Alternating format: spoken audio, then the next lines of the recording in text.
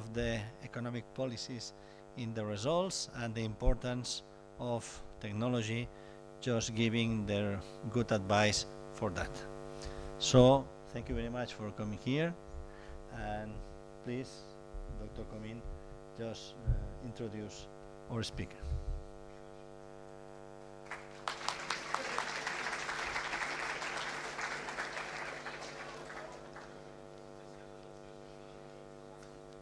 Oh, good morning. Now, I have to start by saying that it's an honor to have Professor Pollitt here with us, but I wanted to say also something on a personal note, because when I think about academic excellency at Cambridge, I think that the name of Professor Pollitt immediately comes to mind, and you might think, wow, why is that? Might be because of his prolific research output.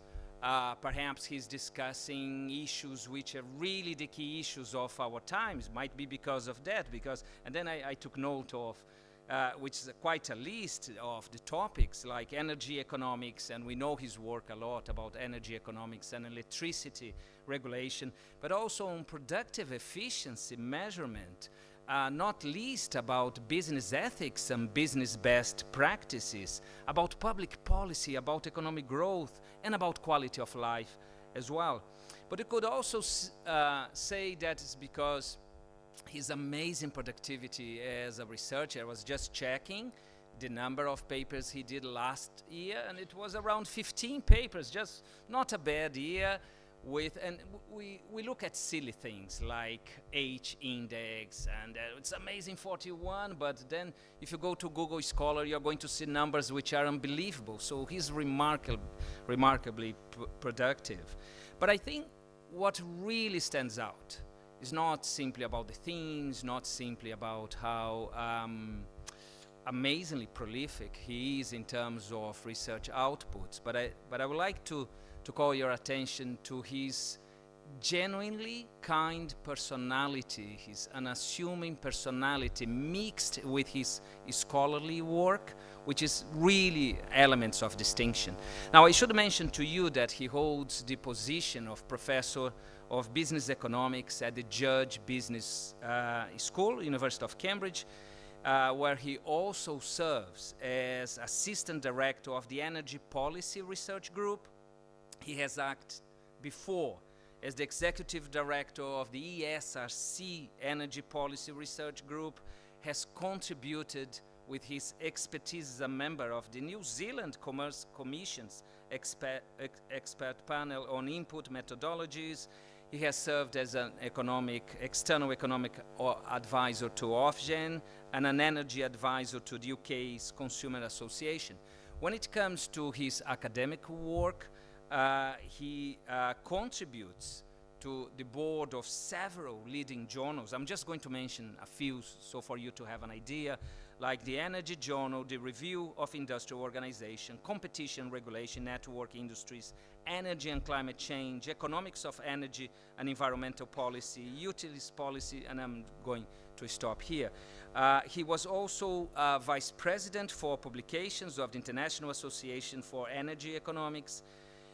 He's also academic director at the Center on Regulation in Europe, which is a research affiliate at MIT Center for Energy and Environmental Policy Research, a fellow of the Payne Institute for Public Policy, and throughout his career he has advised numerous organizations. Again, the list is long. I'm just going to mention some to you, so for you to have an idea, like the UK Competition Commission, the New Zealand Commerce Commission, Ofgem that I mentioned before, Ofwat, ESRC, the Norwegian Research Council, DTI, the World Bank, the European Commission, among others. And when it comes to his consulting portfolio, we have here just someone like National Grid, Nuon, Roche, Tenet, among others. Now, before joining the Judge Business School, he was also a lecturer at the Faculty of Economics in Cambridge. He was a board member of trustee of the Viva Network in Oxford. He was a visiting associate professor in the Department of Economics of MIT, where he co-led the Cambridge MIT electricity project. And there's more. because he also has a very interesting work on faith and climate change. So he's part of business ethics. He has this work that we were talking about yesterday about Christian economics, which also links to many things we do here in terms of our identity and mission. But I understand you are here to listen to him, so I just wanted to say that we are extremely grateful. We are very honored for his kindness and generosity of being with us here today. He's a very distinguished professor in all these fields I have mentioned to you, and it's such an honor and privilege to have Professor Pollitt with us today. So the floor is yours. Thank you so much.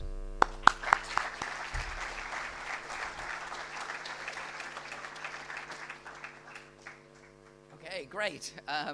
Well, some of that was true. So thank you very much, Flavio. It's a great pleasure to be here. I should say Flavio and I go back a very long way to our work together teaching undergraduates at Cambridge University, 30 years ago.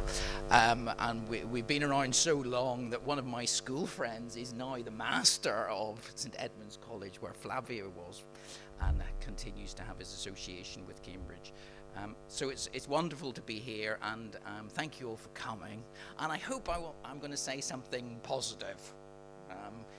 We live in a world where there's not a lot of good news at the moment, but I'm going to talk about some of the good news when it comes to policy, and also when it comes to the influence that academia can have on policy. I think climate change is an extremely exciting area for academic researchers, and it is one where the entire area is driven by academic research. Both the solutions to climate change, the analysis of climate change itself, and also the policy implications of climate change, which is what I'm going to talk about now. And I'm pleased to say that you're all in the right place. Of course, I've come from somewhere where we made a disastrous, very stupid decision to leave the European Union, which was, of course, an act of economic insanity, but which, please don't leave the European Union, okay?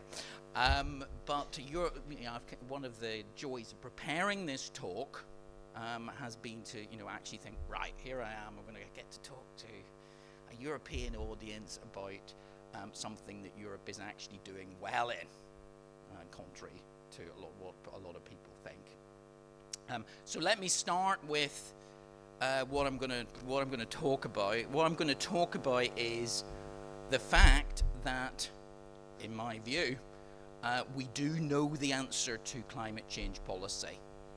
One of the things that I enjoy doing as an economist is completely denying the sort of classic joke about economists that you put two economists in the room, you get three opinions. Actually on many issues, economists basically agree what should happen. And it's important to actually be clear what those issues are and what the evidence says. So I'm going to talk about one of those issues where I think the evidence is pretty clear what we need to do. Of course, just being clear what we need to do is not the same as getting it done. So I think we have got the answer to climate change. The question is how to get it implemented. And that's where you all come in, because it'll probably get implemented long after Flavio and I are enjoying our well-earned retirement. Okay, so let me talk a bit about the Brussels effect.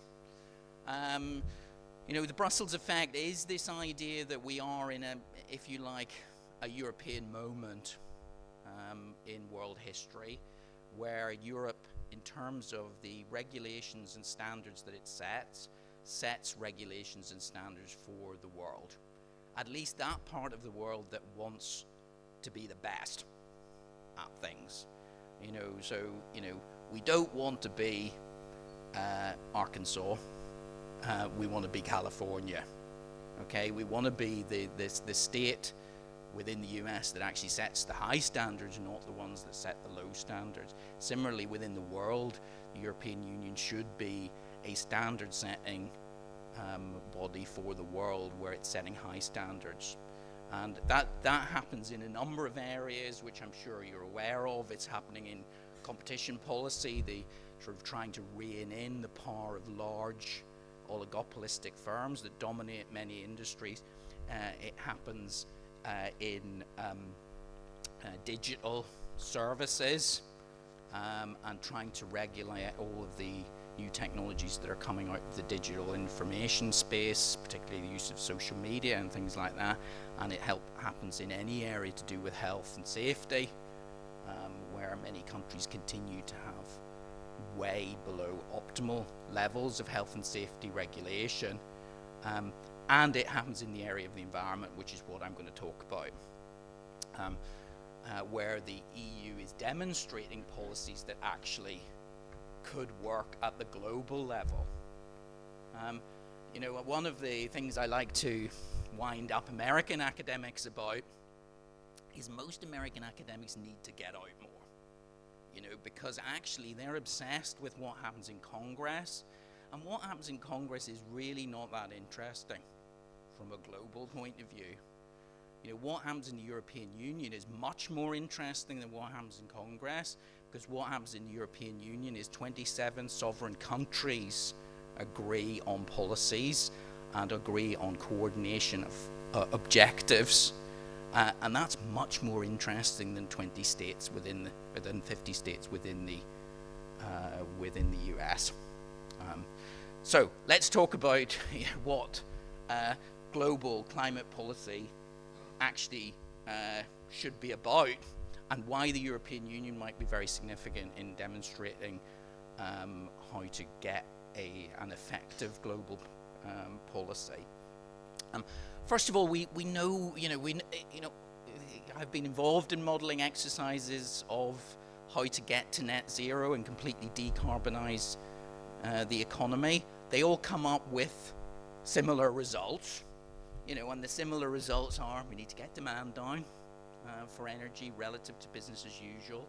We need to electrify everything that we can, because electricity is easy to decarbonize relative to other energy vectors. We need to decarbonize heating, where we're using gas for heating. We need to electrify it as much as possible, possibly use hydrogen, possibly use synthetic fuel, possibly use methane, biomethane, sort of green methane.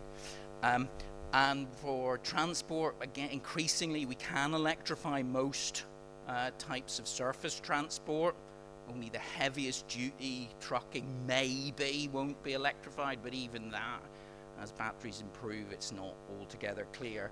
And maybe we need some hydrogen, synthetic fuel, ammonia produced synthetically, to decarbonize heavy duty shipping, air transport.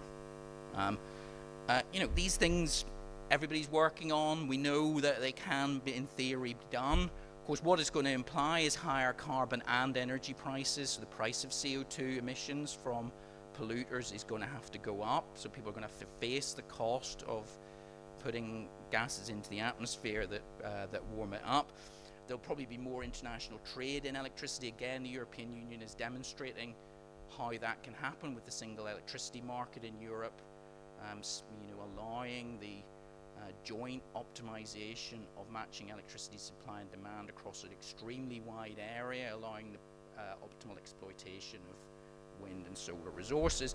And we will need some negative emissions. So we'll continue to use some fossil fuels for some things, and we will produce some CO2 when we burn them, and we'll have to have some way of netting that off, either with carbon capture and storage or with direct air capture.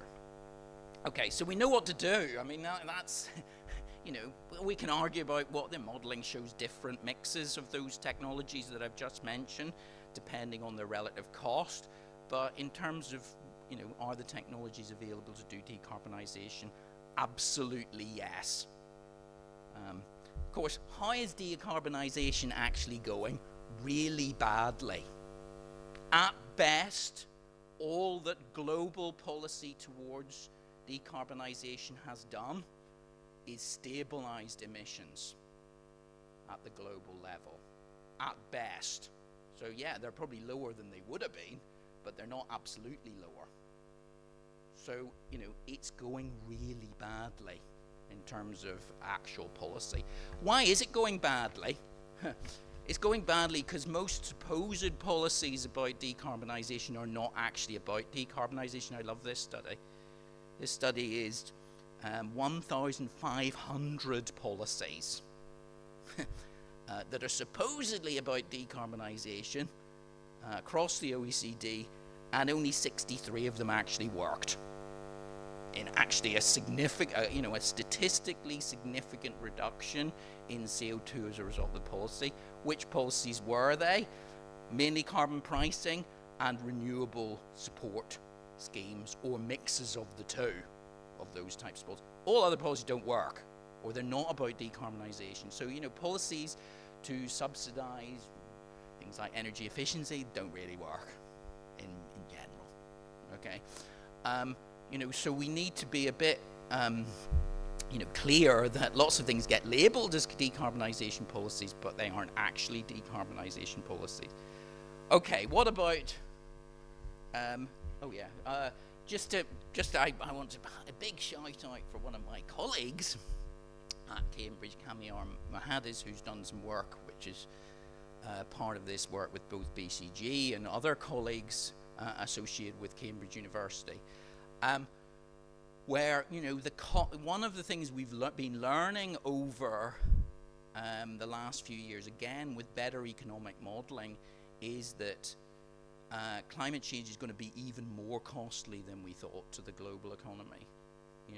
These latest estimates are sort of 15 to 34% reduction in GDP by 2100. So that means the economy will be up to a third smaller than it would otherwise have been every year beyond 2100 if we don't do something about climate change. These are much bigger than the initial estimates of how damaging this is going to be, partly because we're now beginning to understand that in a very heavily integrated economy, anything which disturbs normal activity, a bad storm rolling in, actually is very economically damaging, even in an advanced economy which is not dependent on agriculture. People thought that climate change damage was originally going to be about agricultural production mainly, and advanced economies would not suffer big GDP reductions, but actually advanced economies are so integrated that weather does play a big impact factor on whether production can continue at the optimal level. We need to do something about climate change is the bottom line, or else it's going to be even more damaging than we initially thought it was going to be. Okay, so we need some policies that do work, and of course I've hinted at some of them that do work. Of course, it's important to say that there are other ones out there that could work. Here's one I particularly like. Those of you who work on 3D printing will recognize this. This is a replicator from Star Trek, the TV program about the 23rd century. And those of you who are familiar with replicator technology will know that it can produce anything with absolutely no cost and no resources. It can also dematerialize anything at no cost. So it's the perfect circular economy technology. And of course, we dream of technologies like this. And 3D printing, of course, was meant to be a technology like this, where you could basically produce anything with a machine, with one machine, with a bit of programming and very little resources. Of course, if we could come up with a carbon-free source of energy which also didn't use any critical minerals, didn't use copper, it wasn't blindingly expensive, we could live in the world of the 23rd century in Star Trek, where there is no money, by the way, and economists are all out of work because there's no scarcity. So I don't know what economists are doing in the 23rd century. There are books on the economics of Star Trek. Anyway, the other one, of course, is something else that's from Star Trek, which is world government. I should show you what the world government looks like.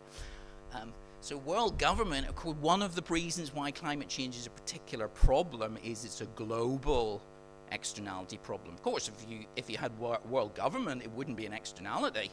So the world, the benign world government that was interested in the social welfare of its people would solve the climate change problem by just taxing and subsidizing CO2 and solutions to CO2. No problem. Unfortunately for us, even in Star Trek, world government doesn't start till 2154, so we'll all be dead by the time we get round to world government. Of course, in the meantime, I've got the economics solution. And of course, many economists have suggested that this can work, which is, a system of carbon markets which gradually manage the quantity of CO2 and greenhouse gases being put into the atmosphere down towards a net zero consistent level, and all CO2 and CO2 equivalent greenhouse gases are part of this system somehow. And of course, it doesn't have to be a single carbon market, it could be a set of interconnected carbon markets. And carbon markets, are the potential solution to climate change. Of course, I would put up this graph. There's a lot of debate about carbon markets. One of the debates about carbon markets is, aren't carbon taxes better? Of course, as a good economist, you should know that the equivalent, that you could either control the quantity of emissions, or you could control the price. And in theory, if you get the price, the carbon tax right, that would be equivalent to controlling the quantity.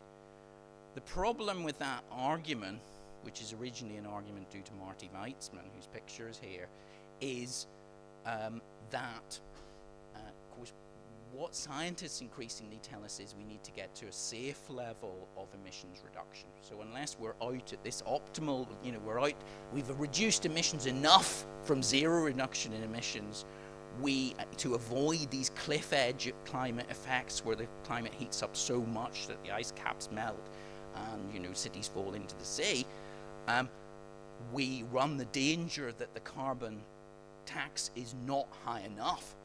So of course the beauty of carbon markets is that we can set the quantity at the minimum safe level of emissions reduction in a way that we might get the tax too low. That seems more likely than getting the quantity right. Okay. This again, I love to talk. American economists, what they tend to do, they've got, when people talk about carbon markets versus carbon taxes, they often say, there are I can put up 4 things and it's 2-2 in terms of the score. Carbon taxes get 2 out of 4 and carbon markets get 2 out of 4. So it's a dead heat. Okay, the problem is they haven't got a long enough list of all the things that are good about carbon markets, which are bad about carbon taxes. Of course, some of them you could pick out there. One of the most obvious ones is that cross-border coordination of carbon markets, which the EU ETS clearly demonstrates, is much easier than coordinating carbon taxes across borders. There are virtually no example. I could of course stand to be corrected. Virtually no examples of cross-border coordination of tax rates at exactly the same level. There's some light coordination of tax rates across the EU, but they tend to be coordination of tax bands, not of tax rates. So the idea that we're going to have a global carbon tax, which some people are still, dreaming about, that's never going to happen. Whereas a set of interconnected carbon markets, which cover most countries in the world, that's already happening. We're already seeing that happen. Okay, so clearly, carbon markets win hands down on that. The other interesting thing about, we're just thinking about this in the run-up to giving the talk. Actually, with climate change, we do want to fit and forget policy. What we'd love to do is get the overall policy environment for climate change right, so have, the maximum quantities of CO2 equivalent emissions being set out to 2050 or 2070, bringing it down to the net zero level. We fit in that policy, and then we go away and just do our things, innovating low carbon technologies, responding to the incentives that would inevitably set up, and we wouldn't have to keep coming back revisiting what the tax rate was in every country every year. I mean, you know, the idea that somehow this is even possible, that you could have some tax-based coordination is a joke. Whereas having carbon market-based coordination, where maybe we only revisit the quantities in the carbon market every 10 years, which is what happens in the EU, that seems very possible. And, you know, one of my students and I did some analysis of the 73 carbon pricing schemes that there are in the world, which both have carbon taxes or carbon markets, and basically they do perform as you would theoretically expect, both in theory and in practice, you know. And actually one of the interesting things is the prices do tend to go up over time. And so we are seeing, you know, this tendency, which theory would suggest is necessary for carbon prices to rise over time. They have fallen over certain time periods. Okay, it is all happening, albeit very slowly. So explicit carbon emissions pricing is spreading, and it is spreading globally. You know, so it's in this, it's what, 22%-ish, that's right, 22-23% of all emissions are explicitly part of a carbon tax or a carbon market, with carbon markets covering about 2/3 of that. Chinese have just announced an extension of their carbon market, which will cover an additional 6% of global emissions. So it's about to go up towards 30% of all emissions. So, you know, the idea of pricing all emissions, sending a signal throughout the economy to economize on carbon production, that is happening, and it's happening globally. You know, and the fact that it isn't happening as much in the United States is interesting, but hopefully irrelevant. Of course, the quantity is one thing, the price is another thing. So the price is only increasing from a very low amount. So this is the average price of all carbon dioxide equivalent emissions per ton in the world, including the 78% that isn't priced. So that's priced at zero. So the average price of all emissions has got up to a heady $5 a ton. Okay, climate models say $100 plus is what the right level is. If you were trying to send a serious net zero consistent signal, the price now would need to be $100 about, or that order. So 5 is definitely too low. Of course, it's actually 25 on the stuff that's priced, but it is too low. So, you know, what's needs to happen is happening, but very slowly.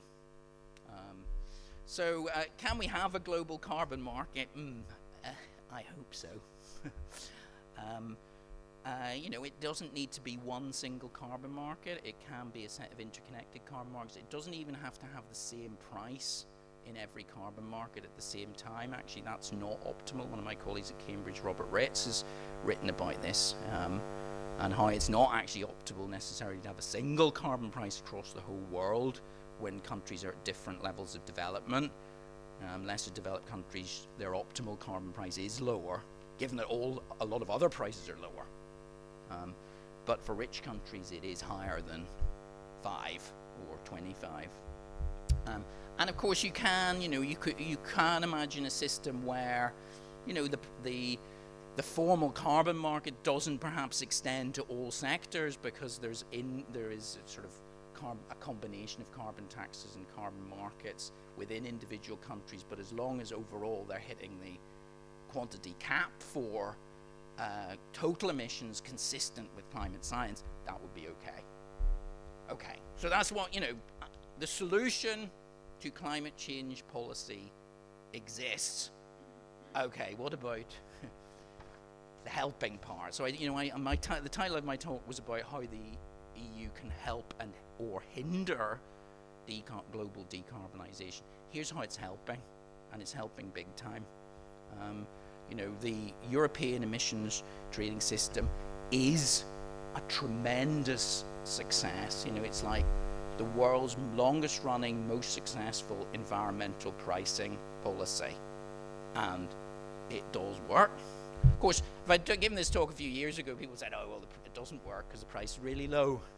But actually, the price has now risen. It's about 70 euros a tonne at the moment, and it's expected to rise further than that. So, you know, it's a pretty decent carbon price. I'll talk about how it's being extended. The quantities of permits have been gradually reduced. You know, one of the problems that it's had is that actually it's still the case that the green quantities are being given away free to polluters.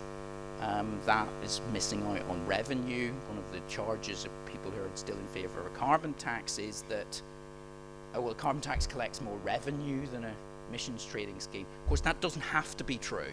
If you sold all of the permits as you issued them, you auctioned them off to polluters, you could in theory raise the same amount of money as a carbon tax. But it is true that the EU started giving them all away free and has only gradually reduced the free allocation, and there's still all of the permits that cover heavy industry, heavy energy intensive industry like aluminium, steel, cement.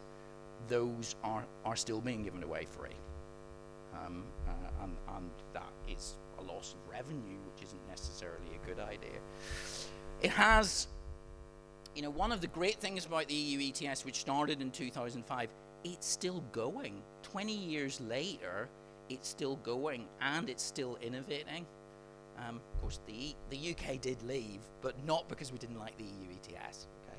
But that was for other reasons. You know, still covers about 36% of EU emissions. It is not one of the most interesting developments. Is it recently, a few years ago, coupled to the Swiss scheme? So basically, the price in the Swiss national carbon market is the same as the price in the EU ETS. There's just been an announcement very recently that on the 19th of May, we're probably going to announce that we're coupling the UK and the EU schemes. Price has already risen in the UK scheme towards the EU one on the announcement of that coupling. So we're coming back at least to the emissions trading scheme. It's been extended across sectors. There is this market stability reserve. One of the reasons the prices started going up in 2018 was because there was a lot of excess permits which have been gradually removed from the scheme through this buying up in the stability reserve, which is explicitly about raising the price. And there's been these two major developments. One, the carbon border adjustment, which I'll mention in a minute, and the creation of a second scheme, EU ETS 2, which will be covering heating and transport, which will essentially double the coverage of the existing scheme. Okay, important to say that actually if you look at EU emissions allowance prices, they're expected to go up. I mean, this is a zero interest-bearing financial asset. The only reason why a rational investor would hold one of these, and there are a lot being held in permit, banks, is if you expect the price to go up. And if your futures prices are, it's actually not a bad investment. Okay, they actually the futures prices, which you can get out to 2033, incorporate a higher price, which would effectively give you a rate of return higher than German government bonds. So they've got interesting price dynamics, which are actually in line with the underlying purpose of carbon markets in trying to price the value of CO2 reduction today, given that the damage is going to be at some point in the future. So they do have good price dynamics. So what about ETS 2? So this is I like to say, I am saying, This is one of the consequences of the UK leaving the EU. If we'd been in the EU, we'd have never agreed to this. I.e. agreeing to extend the scheme, but to create a separate scheme. I mean, who thought of that? Well, the answer is probably some German economists, because actually this scheme is very like the scheme they have in Germany, because in Germany they, in 2021, did extend carbon pricing to heating and transport fuel.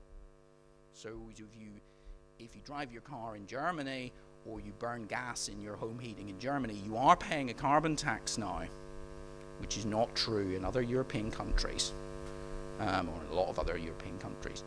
Of course, what's wrong with this is why a separate scheme? It doesn't make much sense to have a separate scheme, given that we want one carbon price across the whole European economy. The energy economy is being increasingly integrated between heating, transport, and power. We should have the price of CO2 being the same in each of those energy use cases, because increasingly we're going to be using the same technologies across each of them. But for some reason this was implemented, and it was implemented with a price cap, which is actually below the current price of the EU ETS 1, the initial scheme. And of course that potentially could create problems where, if we think the two schemes are going to be merged at a certain date in the future, actually what's going to happen is the price will on day one in the second scheme move to the maximum price and sit there, rather than actually integrating the two schemes from the beginning. One of the reasons why they appear to have implemented two schemes was a worry about the day one impact. The day one impact actually is potentially quite large. So, as soon as you introduce a price of 45 euros a tonne, or what it would be today, about 56 euros in current money, that does produce a big one-time effect on both heating and transport. It's particularly big in heating. If you burn methane in your gas boiler for heating, and it's potentially 9% of the current price on average. Less in richer countries, which have got higher methane prices for domestic consumers, but that's still a pretty significant one-day hit, which is coming. In gasoline, it's easier because, of course, we already have very high taxes on gasoline. So in theory, we could reduce other taxes a bit to absorb some of the one-day impact, and the impact is a bit less, but it's still pretty big one-day impact. So now, and here's another major innovation that's coming along, which is this carbon border adjustment mechanism. And this is potentially a really helpful development. So now what's going to happen soon is that if you import these 6 commodities into the EU, you are going to face a carbon border adjustment tax, which reflects the fact that if you can produce these in the EU, you are part of the emissions trading scheme, whereas if you bring them into the EU, you could be bringing them in from a country that has no carbon pricing. So what the EU is going to do is put a carbon border adjustment mechanism in, which means that if the price is exactly the same of carbon that your steel industry faces in the country that's exporting into the EU, of course there'll be no carbon border adjustment charge. So this is why the EU, the UK and the Swiss have want to couple directly to the EU ETS, because there will be no carbon border adjustment tax in place if they do that.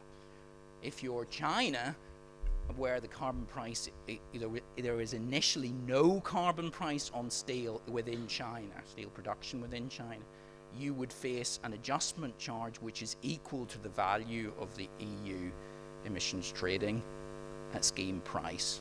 So that's what your carbon border adjustment would be. So you can imagine all importers into the EU of these materials that are going to be covered by the carbon border adjustment mechanism, they now have an incentive to increase their own carbon prices so that they get the money from carbon pricing rather than the EU gets it through the carbon border adjustment mechanism. So actually this is a pretty genius way of getting other countries to adopt carbon pricing. And actually that seems to be what its effect is going to be. It's coming in gradually, so what's happening is European producers of steel are gradually going to have their free allowances reduced, and then they're going to be gradually protected with these carbon border adjustment mechanism taxes as their free allowances are reduced. And the full liability to CBAM, so you won't be liable to the 100% differential between the China carbon price and the EU carbon price until 2034 if you're a Chinese steel producer. And indeed there is a sort of gradual implementation where the free allowances are reduced to current steel producers, for instance, in the EU, and the liability to CBAM gradually increases to 100% if you're a steel importer into the EU. What effect is this having? Now, this is one of the... Okay, of course it's not just about the EU.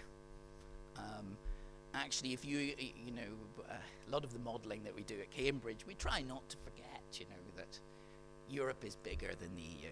As Boris Johnson used to say, we're leaving the EU, but we're not leaving Europe. Okay? So let's imagine there's something called E30, which is the EU 27 plus Norway plus Switzerland plus the UK. Of course, that's pretty, that is a significant addition to EU GDP and to the significance of the European economy. And as you can see, the European economy is pretty significant. The interesting thing from this, these statistics is, of course, the EU has been quite successful, or the E30 have been quite successful at decarbonisation and now are a lower share of world emissions than they are of world GDP. But the interesting thing, and this is an interesting statistic, one of the big differences between Europe and the United States is Europe invented free trade. Okay, that actually of all exports and imports, Europe is still 1/3 of all imports in the world. I think I'll put that down, haven't I? Now, of course, that there is a bit of double counting here because that includes trade between European countries. But but in general, it is true that for a given European country like Spain or the UK, we are much more internationalized than China or the US, and that partly explains our continuing support for free trade. But of course, it also explains why we'd be happier to implement a CBAM than a lot of other places, and that's what's going on. And CBAM, of course, is going to have an impact. Actually, these are the countries who are affected by value from CBAM. These are the exports that are exposed to a CBAM because they export the CBAM covered sectors into the EU. Of course, the UK is actually number 4 on the list by value. It's a long way down the list by share of GDP, but it is by actual value. Of course, that would give you a number of, if you see CBAM coming and you're not a European country, what could you do? Okay, well, you can either do what the Swiss and the UK are doing, which is just couple your emissions trading scheme to the EU's one. You could introduce your own sort of retaliatory CBAM. You could, of course, try and argue that actually the steel that's coming from China has been produced with zero carbon electricity, and so we've signed some contracts with the Three Gorges Dam in China, and that's called resource reshuffling. So even though Chinese electricity is reasonably dirty on average, of course there's some of it that's very clean, and you could try and shuffle that towards the export sectors and try and argue that their CBAM liability is actually very low. That's somewhat unethical to do that, because because that's not the spirit of what this is really about. But introducing your own carbon pricing scheme would seem to be a sort of sensible solution to CBAM. And indeed, I've mentioned the two major responses which seem to already be happening. China has announced an expansion of its scheme to include the CBAM covered sectors, so China's carbon market will be expanded sometime this year to cover those sectors. Been a recent announcement about that, and the UK has produced some very detailed plans to actually introduce its own CBAM. And I think this coupling meeting, which is going to be happening in May, is part of the UK's response to CBAM. And indeed, if you look across the world, there's all sorts of interesting CBAM responses happening. Other countries have announced expansion of their carbon pricing schemes. So Turkey, Morocco are responding with expansion of carbon pricing. And other countries, even the US, are introducing their own CBAM. So this Brussels effect through CBAM is actually extremely large. And for China, of course, this is very significant potentially. There's a big gap between the current Chinese emissions price, which only covers electricity, and the EU price, so there's going to be quite a big CBAM liability there. And I've been working with Chinese colleagues on actually what China should do is now think about coordinating its gradual extension of its carbon market to more sectors, raising the price towards the EU one on this 2034 time frame, where 2034 is the year in which you have 100% liability to the difference in your carbon price and the EU one, and hence that gives us China a sort of target for converging its carbon market with the one in Europe. And of course, I think we are seeing, when I go to China, is one of the things I talk about, and we are seeing a lot of European-Chinese collaboration on carbon pricing. Okay, that's the good stuff. That's how the EU is helping. The CBAM is really having an impact, and it's having an impact because it's based on an effective carbon pricing scheme that we already had in Europe. Of course, how can the EU hinder? This is a shorter list. Of course, carbon markets continue to have big problems. I think one of the things that hasn't happened with carbon markets is we haven't thought carefully enough about the impact. So I talked about that day one impact of extending carbon pricing to heating and transport, clearly mitigating that to some extent and effectively recycling the revenue from carbon pricing towards people who are badly affected. That actually must happen. And if we put as much effort into thinking about that as we should have done, we wouldn't have delayed implementing effective carbon pricing for as long as we have. Of course, people could misinterpret the CBAM as a sort of aggressive, carbon tax equals tariff. Okay, of course, one of the things that has happened with CBAM is carefully associating it with environmental impact rather than being primarily about trade, because it's actually saying, look, if your carbon prices are the same as ours, there'll be no CBAM. So it's not a tariff, but it can look like one, and that is a problem. I should give a shout out for my colleagues at the Centre on Regulation in Europe, which is a Brussels-based think tank. We recently published a set of ambitions for Europe for the current Commission's period, 5-year term. And I'm pleased to say, number one of our ambitions was about fair and efficient energy and carbon markets, and the one that I wrote was about extending the EU ETS. And we made a number of recommendations in there, some of which I've already trailed. I think integrating EU ETS 1 and EU ETS 2 is sort of a no-brainer. It's probably going to happen financially anyway. It's not clear why you would have a separate scheme. I don't think it's a sensible thing to do, and other carbon pricing regimes don't do that. You know, California and British Columbia have schemes which will have a similar coverage to what we'll have in Europe once ETS2 is implemented, but they have a single scheme. I mean, why wouldn't they? They've worked out that you don't need two schemes. It does need to be effectively implemented. You know, calculating what the CBAM liability is going to be is quite important. And of course, being open to coupling directly with other carbon markets is important. I'm pleased to see that, you know, the UK isn't being frozen out of a coupling, you know, because we're still being punished for leaving the EU, which I recognise every time I come through passport control, where for some reason people from Switzerland can go through with people from the EU, but people from the UK can't. You know, please can you change that?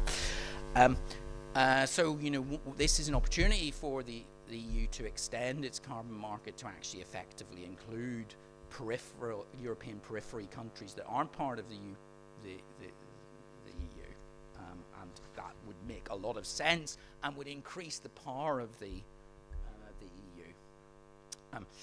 Okay. There's some other things that can be done. One of the consistent charges against the EU ETS over recent years has been the failure to admit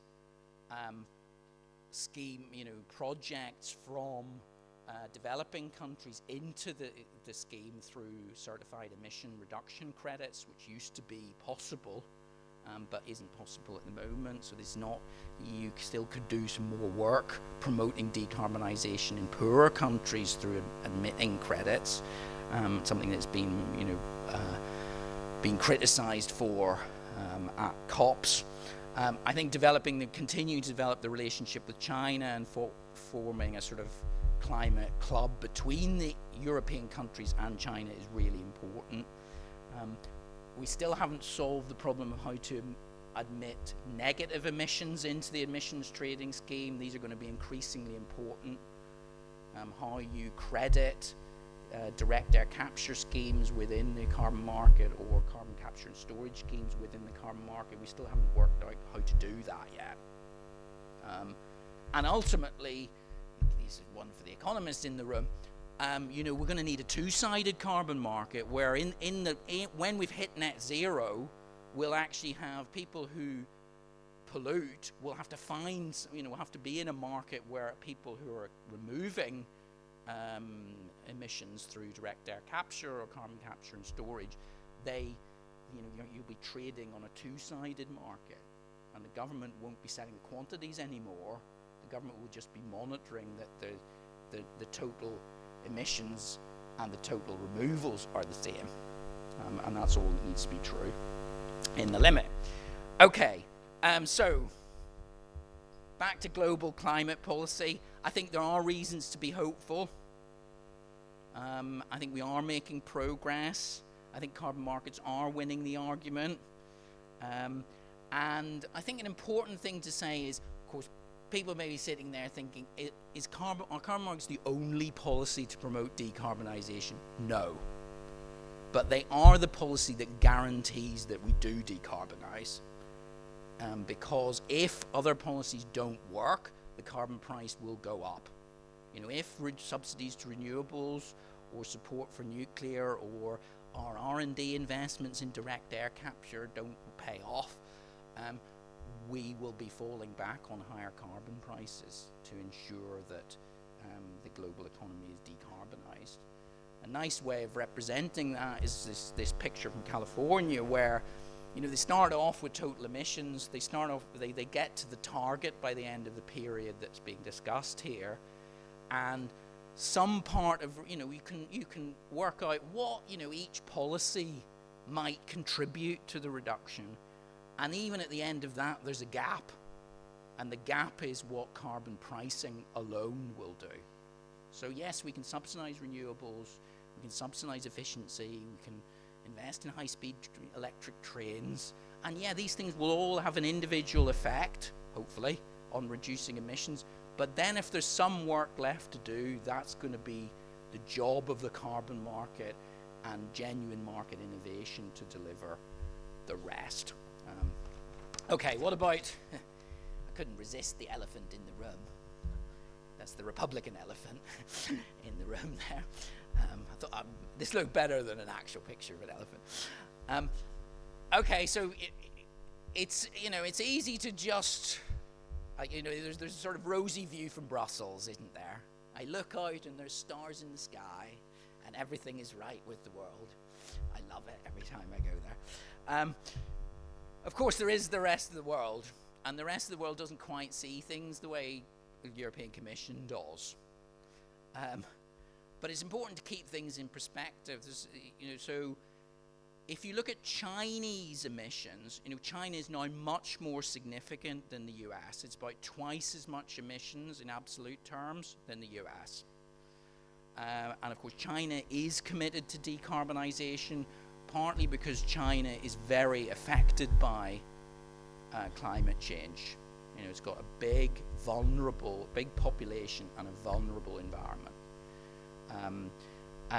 And actually, the range of forecasts around Chinese decarbonisation, you can say, roughly, of course, I picked one projection at random, is about 4,000 million tonnes, from the high estimate of decarbonisation to the low estimate by about 2040. For the US, the range, as you would expect, is lower, because it's a lower absolute starting amount, so it's about 2,000 million. But this is some nice analysis on the lower panel done by some colleagues at MIT, where they show actually, what the range might be even lower than that, because the difference between a deep decarbonisation policy where the US does successfully implement a carbon tax, because they're US economists, so they would say that, comprehensive carbon price, and the likely fate of decarbonisation policy in the US, because the Inflation Reduction Act and other climate-related policies which have been implemented are unlikely to be fully repealed. It's TBC, of course. Maybe the range is only 1,000 million tonnes, between deeper decarbonisation and what might happen.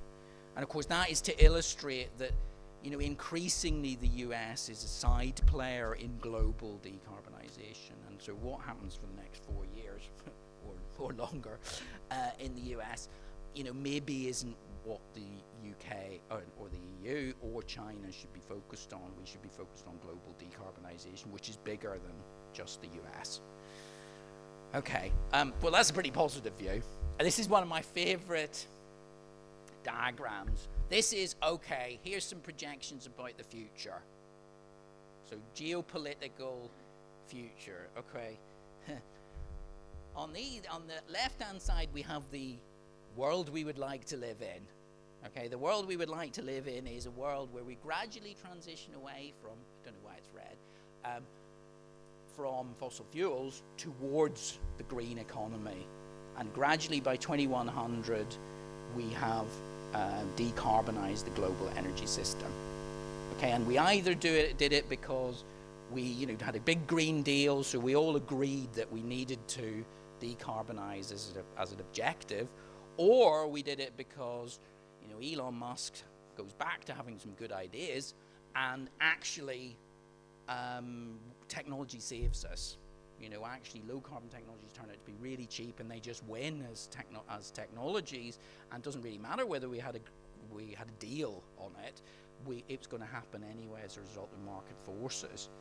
Of course, that's what might happen.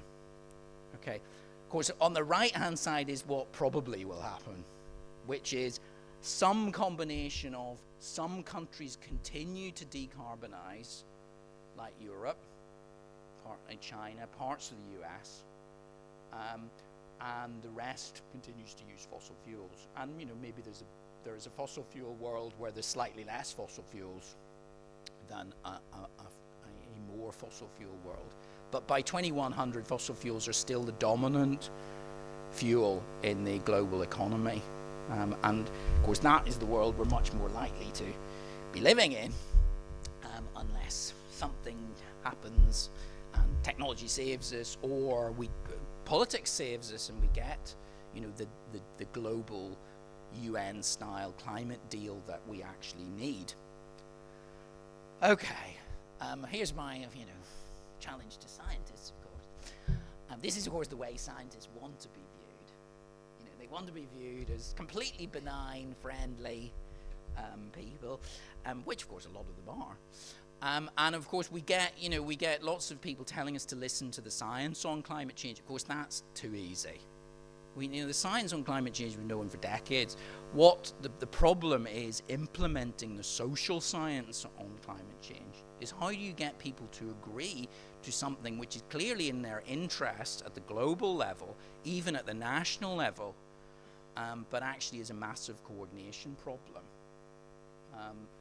That's really the interesting thing. Okay, and Fabio was kind enough to mention my interest in Christian ethics, and I do think this is a moral and ethical problem requiring some sort of miracle in public policy. Okay, if we start from here, it would truly be a miracle if we solved climate change and implemented. The miracle is not in what to do. I think I've said that. Actually, we know what sort of things work. The question is, how do you get people to agree to them? And the answer is, of course, that can happen. And this is my favorite example of how important do you think economists are and economic analysis is. Well, for those of you who know the story, in the first book of the Bible, a full quarter of it is taken up by an economic story of how, a poor guy from Israel actually saved the entire Egyptian world by coming up with a cunning economic plan. And by the way, the economic plan lasted 14 years. There were 7 good years where they kept the harvest built. He predicted the famine was going to happen from year 7, and what they should do was build up the stocks of grain in order to meet the famine that happened from the 7 years from the end of year 7. So that's a 14-year economic plan, and of course he did it, but in response to a miraculous dream which he had in prison. That's the sort of thing that needs to happen with climate change, that somehow we need a miraculous spiritual divine intervention in order to get the change of heart that's actually required to implement sensible climate policy. And here's my conclusions. The Brussels effect is real and significant. I think the EU ETS is an immense success of the European Union, and it's only becoming more successful over time. Of course, it does need allies. It needs to add more countries and to demonstrate how it's a model of the global solution on climate change. So coupling to more systems is, of course, very important for the EU ETS to demonstrate. It does need to innovate. One of the things I keep saying to my friends in Brussels is, don't fall behind. Some of the things that are happening in California and British Columbia demonstrate that the EU ETS, needs to cover more sectors with a single scheme, and there are some lessons there. It needs to continue to innovate. But I don't think we should be under any doubt that implementing the theoretical plan for decarbonisation, which the large-scale experiment of the EU ETS demonstrates could work, that would be a miracle at the global level. Thank you very much.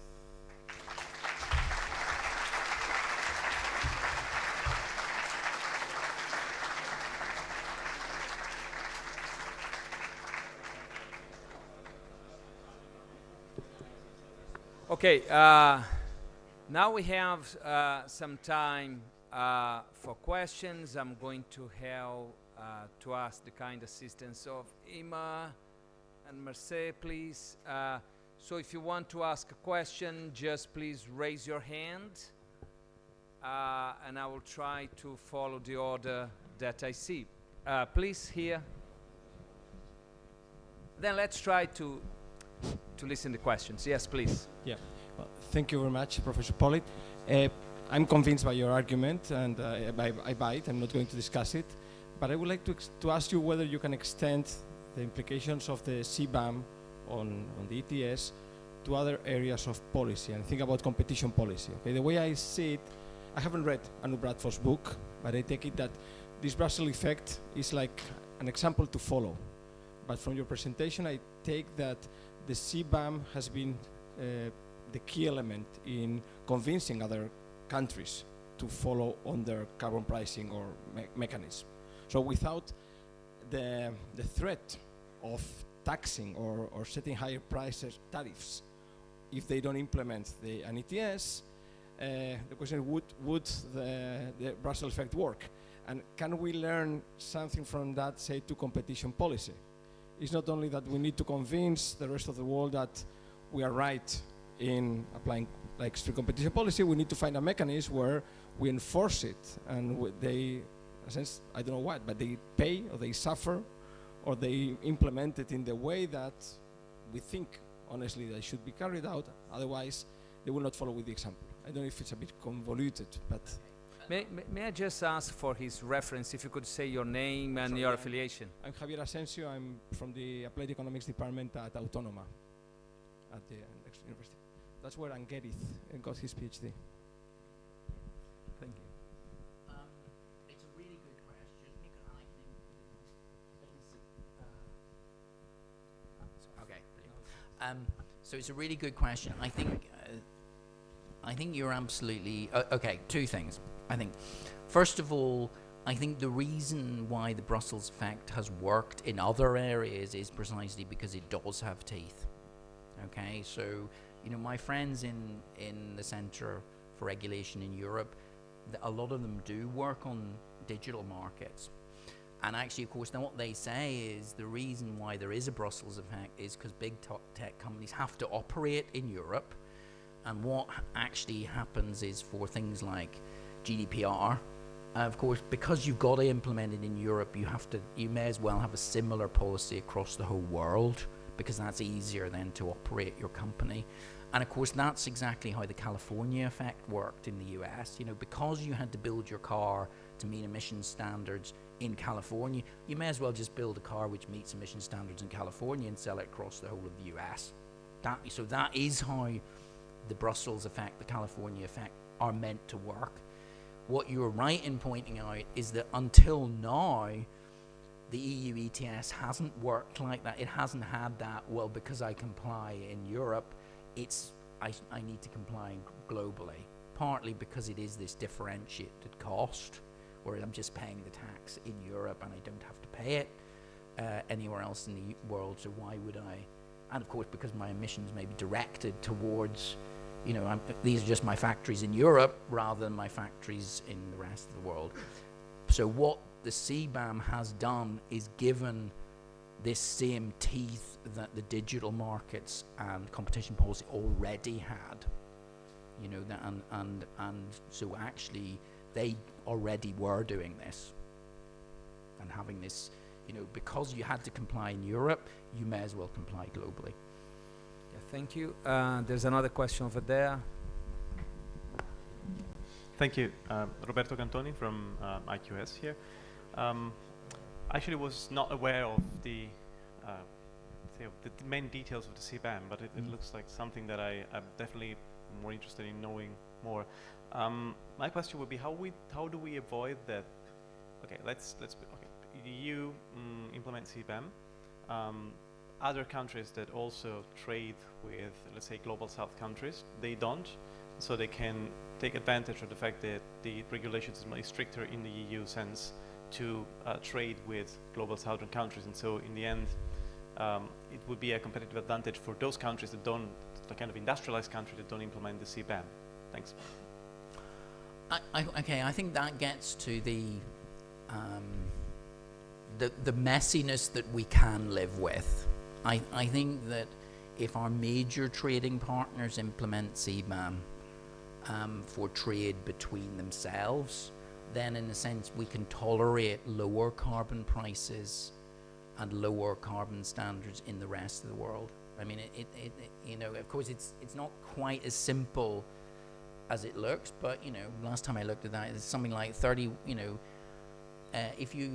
The 31 largest countries in the world, if they cover about 80% of emissions. So so there are many small countries that look, we don't care. They're de minimis. If they have zero carbon price, it really doesn't make that much difference. There are some bigger countries which do matter, like Russia, Iran, or Saudi Arabia, who are potentially quite significant. But of course, it's not altogether clear that some of them can't be brought into the CBAM club. The beauty of CBAM is that in the first order, it gives you a choice. Either you can pay the CBAM tax, or you can just collect the money yourself with your own carbon market. Even it will still be true that for most developing countries, even with carbon pricing, they're going to be cheaper sources of the commodity than producing it within the EU.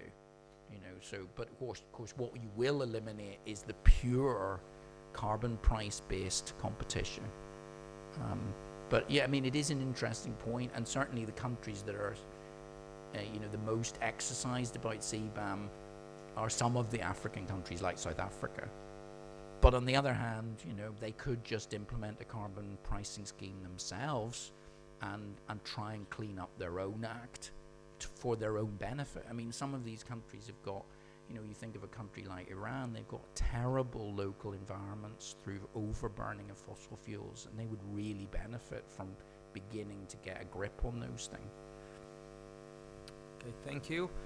There are the two questions here. This first here, she raised her hand. Professor Marinescu raised. Yeah, Hi, please. I'm Maria Cristina Marinescu. I'm from ICUS, from here. I'm computer science. I'm not going to ask you anything about the economy.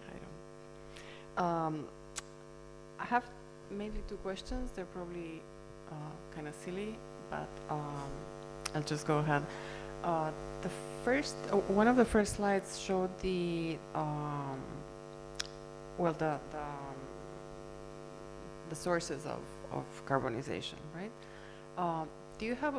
Have you measured, have you quantified how more or less what percentage of each of what comes from public, for companies, what comes from private use, what comes from, because, I recycle, I help. Okay, yeah.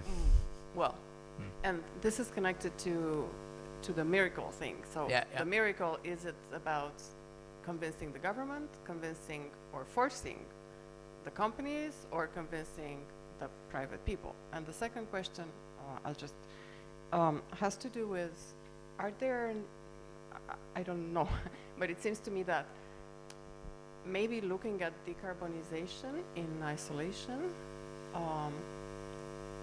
it's definitely useful, but maybe there are connections with other things like, biodiversity, whatever. Maybe we're only focusing on people and not on animals. I don't know. Yeah. Thank you. Those are very good questions, by the way. Okay. I think the answer to does individual behavior matter? I think it can help, okay, but I think it's not significant.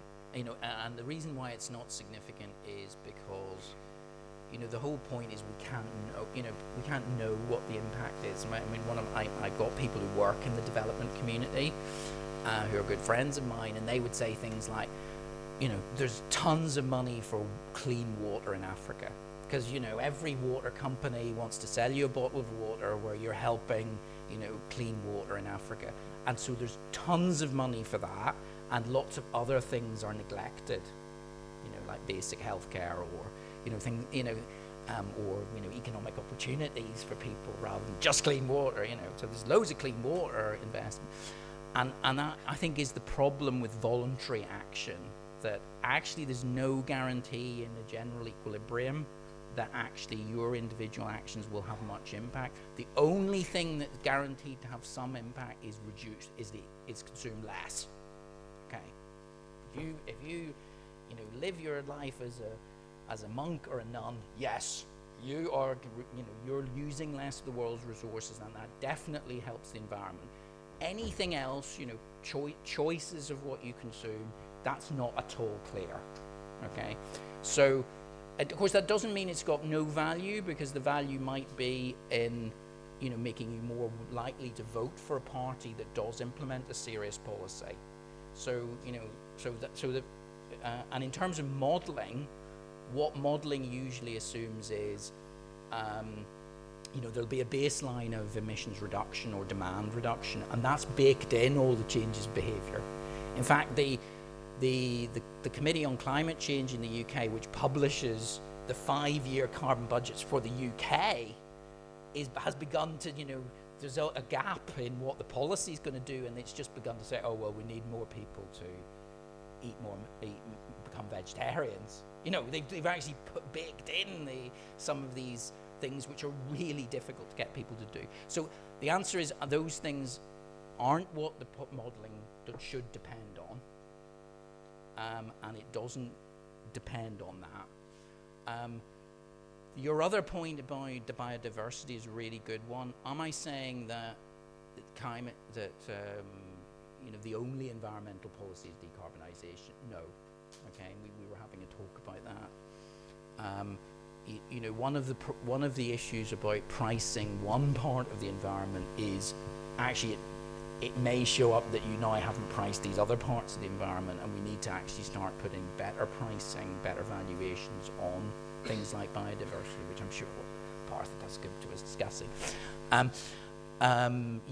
But that's not a reason for not pursuing carbon markets and pricing of carbon.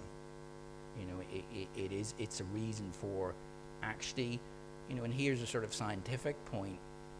One should think about there being technological progress in social science, and technological progress in social science is gradually over time we understand how the political system works and how policies work, and actually over time we will implement a much more sophisticated set of policies which are more interconnected with each other, which involve more sophisticated instrumentation. Why do we assume that with that process which happens in science shouldn't also be happening in social science and regulation? And that, in a sense, that's partly what I'm arguing for. I'm arguing for technological progress in pricing CO2. That's not to say there shouldn't be technological progress in how do we price the natural environment. Okay, so we have to go to the final set of questions. I have seen one there. Anyone else? You as well. So we have one question there. And Merced, I don't know, there's one here as well. Yeah, and a third over there. So we finish with these 3 questions. Yeah, so please. Thank you very much for the very insightful presentation. My question relates more to the energy poverty that also, as a statistic, keeps rising, especially in the European Union, and it's a real problem. So there are people that cannot heat properly their home, do not have access to what they need in their households in terms of electricity.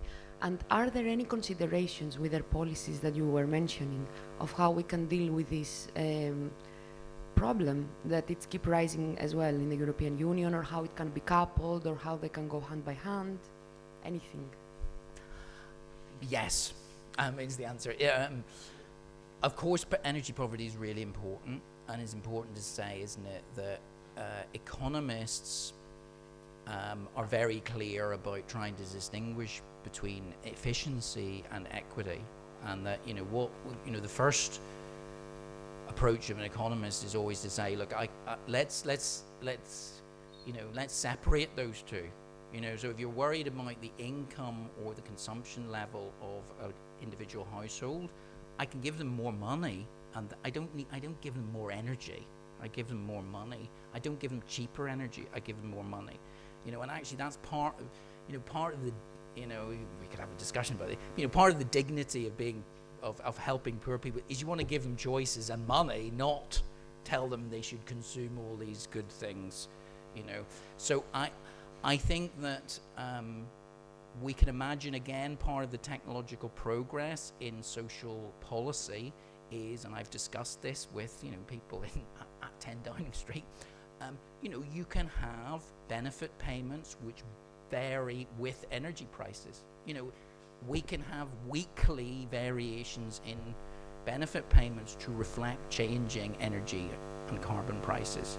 Why are we assuming that we couldn't completely de-risk certain individuals from energy prices, so they never had to worry about energy prices? So again, this is sort of there are solutions to this, aren't there? And I think part of what the European Union is up to is actually recognizing we shouldn't be giving free allowances to heavy industry, where that heavy industry is often producing goods for a heavy car that's consumed by a rich person. So that is actually a middle class subsidy there. What we should do is collect the CO2 revenue from them and then target that money directly back on poor households who are in energy poverty. So we need to be more creative at targeting subsidy. We need to be more, if you tell me the problem is poor people worrying about their energy bill, I can solve that. I can vary their benefit payments in line exactly with what's happening to energy price. And of course, some countries actually do already do that. Very good. Over there, please. Hi, Professor. I am Emiliana from Argentina, and my question is related to Latin America. How do you see the future of this implementation in Latin America, since there are agricultural countries that are carbon takers? So how agriculture can intervene in this model? How agriculture can help? Yeah. Well, lots of of course, the thing I would say about South America is, of course, a lot of variation there. I've been to Chile and Argentina, and Chile is very sophisticated. Argentina has been sophisticated in the past, and they've had very sophisticated energy markets. So, of course, having energy markets which integrate low carbon solutions, which is already happening in large parts of South America, and carbon pricing, this is not a big stretch for many South American countries. And of course, many South American countries might benefit from some of the transfer payments that will happen as a result of carbon pricing, or some of the, if we end up paying the Brazilians to not tear down the forest because it is producing these carbon and ecosystem services, that's a potential source of future income. So I think all parts of the world can benefit from this. I completely agree with you that actually this global redistribution, which has to happen in a global climate policy, is a problem. And I think part of the solution is getting it's the countries in the middle that are the problem, isn't it? Because you don't want everybody to say it's only the richest countries that have to do all of the work, because that's actually not possible. As countries become richer, they need to do more of the work. So China, of course, be a classic example of that. China likes to say it's a developing country, but actually it's an upper middle income country now. So as countries get richer, we will expect them to do more. But if they are poor, we will expect them to do less, and they might receive subsidies via a global carbon pricing system. What I didn't say is one of the problems of having a tax-based system is you would have to transfer tax revenue that you'd collected in a rich country to a poor country, and that's not going to happen. Whereas if you allocate carbon permits and the poor country can sell its excess carbon permits on the global market, that is effectively a transfer, but of course it's a private transfer which is happening between polluters who buy the permits on the global market and the government that was given the permits in the first place. And that, of course, is much more politically acceptable than the global carbon tax system. So some of the things I've been suggesting are more consistent with effective global transfers. And that's in fact what when Nicholas Stern was first proposing this global deal, that's what he had in mind. Very good. It seems we have, I can see Moni, but if it's, yeah, who wants to ask the last question? I don't know, it was over there. No? If there's anyone, because it's further apart, we cannot see. Do we have any questions over there? No. Oh, so we have one last question here. So please. Oh, Yeah, there's if you one, there could. was one Oh, at the back. At the back, I couldn't see anyone. First row there. Oh, it was Moni, after all. me. Yeah. I was So waiting for you. please, so we can have the two final questions. Moni, can you stand because we cannot see you? Well, at least I. Yeah. Hi, yeah. So here I am, Moni, PhD Oh, she's a student, PhD here. from my Yeah. class. And my background is about consumer behavior, so I really want to question you about the last part of your presentation regarding to the moral part of the policy, because I think I really agree with you about this social science aspect about this. In China, we have a old saying, money is not everything, but without money you cannot do anything. So I do really feel the essence of your presentation is around this. Could you expand a little bit? Is this having a relation with the hindering part of this this policy that towards to the global one? Thank you. Sorry, but money isn't, but we need money. Yes. That's Yeah, what she yeah. means, yeah. I think that's a really good point. I mean, we could have a longer discussion about the Joseph case study, because it is quite interesting, isn't it? Because we were having that discussion about what's the role of individuals. I think one of the things that, for instance, the Bible is very clear about is the moral responsibility of leaders and rich people. That actually any global religion worth its salt has particular things to say about the moral responsibility of leadership.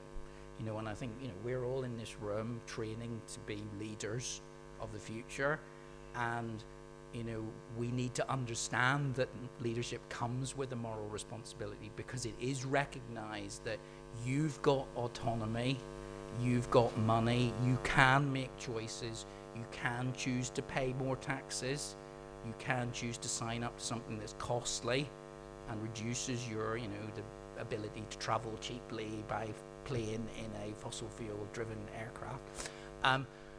That we have got moral responsibilities there. And yes, this isn't going to happen as a result of poor people changing their behavior. This is about rich people changing their behavior. Yes. Thank you. That answers my Yes. question. Yeah. So the final question here, please. So, good morning. I'm Adam. I'm a first-year PhD student here in IQS, and I'm working on consumer behavior and reducing plastic packaging waste. And I was quite surprised that you spoke about 3D printing, because I had the opportunity to buy one this year, and I truly found this technology amazing. And what I wanted to ask you is that could you think that in the future maybe 3D printing could be a solution to reduce the use of plastic? So in that case, could also help in decarbonizing and change consumer behavior by the fact that it can also change an actual model of recycling from home, because now we know that PET bottles can be transformed to be used in filaments in 3D printing, and also by the fact that we can now produce from home. So in that case, the consumer is transforming from home and producing from home. I know there are lots of 3D printing enthusiasts. I mean, my point was, my Star Trek point was, yeah, if we could design a 3D printer which was like that, which used very little resources, of course, using very little resources to both produce the printer and in the printing. I think where you know more about this than me, but of course where something like 3D printing becomes really interesting is whether you can move towards devices and pieces of equipment which have got totally replaceable parts. Of course, I mean that's the key thing, isn't it? So the exciting thing is if the phone can be recycled and just basically the software upgraded or a few components taken out of it. Why do we need to have an entirely new phone every 2 years? So there is, my colleagues who work on the circular economy, of course, dream about this sort of economy where all we're doing is maintain, it's only when it breaks that we replace it, and we replace it with a 3D printed spare. Okay. Of course, whether everybody needs a 3D printer, of course, is not clear unless they become ultra cheap. But I think some of these technologies are genuinely exciting, and they do, offer the possibility of using less stuff. In the end, we've got to use less stuff if we want to reduce the stress on the natural environment. Now, we are getting to then the end of our session today. Today, I don't know whether you are going to agree with me, but it was amazingly comprehensive, authoritative, and deep in some of the things, because he went straight to the detail. And the way I could see that is that some of our undergraduates struggled, in terms of their attention span. And some are still struggling, to do that. But that's the level we have to discuss the things, and I want to thank everyone who was able to fiercely persist in the arguments and carry on with the discussion. And of course, it was an amazing privilege to have Professor Pollitt with us today. I learned a lot in this session, things that I was not able to understand for years, and I'm sure that many people have this same understanding here today. So thank you so very much again, for a brilliant talk. Thank you.